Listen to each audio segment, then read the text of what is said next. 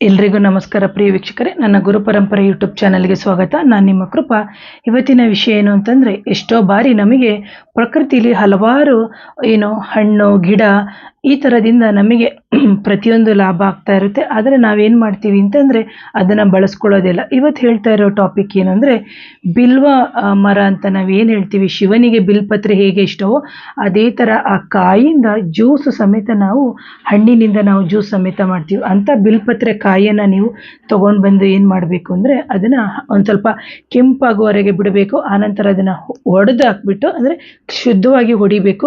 ತೆಂಗಿನಕಾಯಿನ ಯಾವ ರೀತಿ ನಾವು ಹೊಡಿತೀವಿ ಅದು ಒಡೆದು ಆದ ನಂತರ ನಾವು ಎರಡೂ ಭಾಗ ಆದಮೇಲೆ ಅದ್ರ ಒಳಗಡೆ ಇರುವಂಥ ತಿರುಳನ್ನು ತೆಗೆದು ನೀವು ಬೇಕಾದರೆ ತಲೆಗೆ ಶ್ಯಾಂಪು ಥರ ಯೂಸ್ ಮಾಡ್ಬೋದು. ಆ ನಂತರದಲ್ಲಿ ಅದರದ್ದು ಕಾಯಿದು ಚಿಪ್ಪು ಅಥವಾ ಅದೇನು ತೊಗಟೆ ಅಥವಾ ಹೊರಗಡೆ ಇದು ಅಂತ ನಾವೇನು ಹೇಳ್ತೀವಿ ಅದನ್ನು ನೀವು ಶುದ್ಧವಾಗಿ ಒರೆಸ್ಬಿಟ್ಟು ಅದಕ್ಕೆ ನೀವು ಪ್ರತಿ ಬಾರಿ ನಿಮ್ಮ ಕುಲದೇವರು ತಪ್ಪಿದರೆ ಲಕ್ಷ್ಮೀ ದೇವಿಯ ಮಂತ್ರಗಳನ್ನ ಹೇಳ್ಕೊಂಡು ಕುಂಕುಮವನ್ನು ಅರ್ಚನೆಯನ್ನು ಮಾಡ್ಕೊಂಡು ಬರೋದ್ರಿಂದ ಖಂಡಿತವಾಗ್ಲೂ ನಿಮಗೆ ಧನಾಭಿವೃದ್ಧಿ ಆಗುತ್ತೆ. ಒಂದು.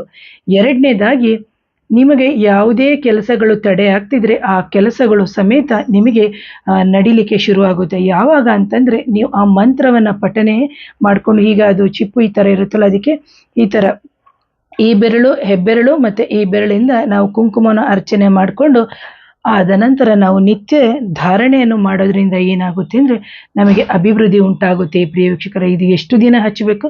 ಸತತವಾಗಿ ನಿಮ್ಮ ಕೆಲಸ ಕಾರ್ಯಗಳು ಕೈಗೂಡೋ ತನಕನೂ ಹಚ್ಚಿ ಅಂತ ಹೇಳ್ತೀನಿ. ಯಾರಾದರೂ ನನ್ನ ಚಾನಲ್ನ ಮೊದಲನೇ ಬಾರಿಗೆ ನೋಡ್ತಿದ್ರೆ ದಯವಿಟ್ಟು ಚಾನಲ್ನ ಸಬ್ಸ್ಕ್ರೈಬ್ ಮಾಡಿ, ಲೈಕ್ ಮಾಡಿ, ಶೇರ್ ಮಾಡಿ, ಕಮೆಂಟ್ ಮಾಡಿ. Thank you. ನಮಸ್ತೆ.